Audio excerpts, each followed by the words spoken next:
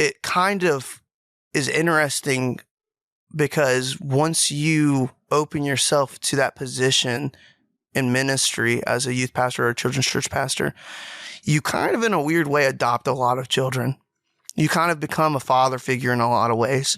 And there was some kids going through a lot of stuff. And to me, I kind of was dealing with insecurity. Like, I mean, I'm not trying to throw my dad under a bus or, say rude things or anything, but as a young man dealing with that kind of stuff, or a young boy, I should say, like not seeing, I was playing basketball and my dad didn't get to see me make my first shot ever. Like I nailed a 2-pointer playing basketball and my aunt was out there, filming or something like that. But I didn't get to see my dad because he had to be off doing something in ministry.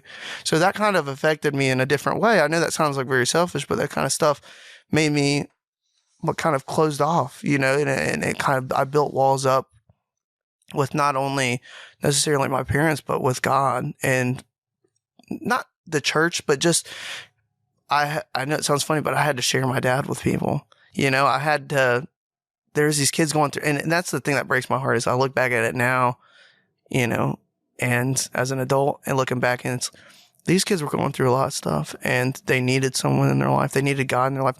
My dad was the vessel, but they needed a man to be in their life, a man of God, a father figure. And that's kind of a different thing.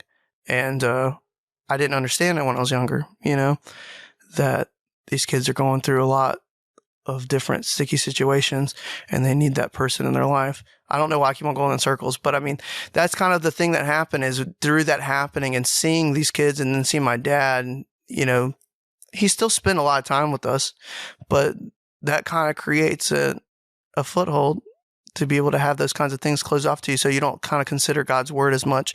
And I mean, that might be just me. It might be other people, but as a youth pastor kid, I dealt with that and experienced that. So I kind of shut myself off a lot to God. And, I've heard about miracles in the church and all that kind of stuff in the presence of God being there, but I turned myself off and tuned myself off to that.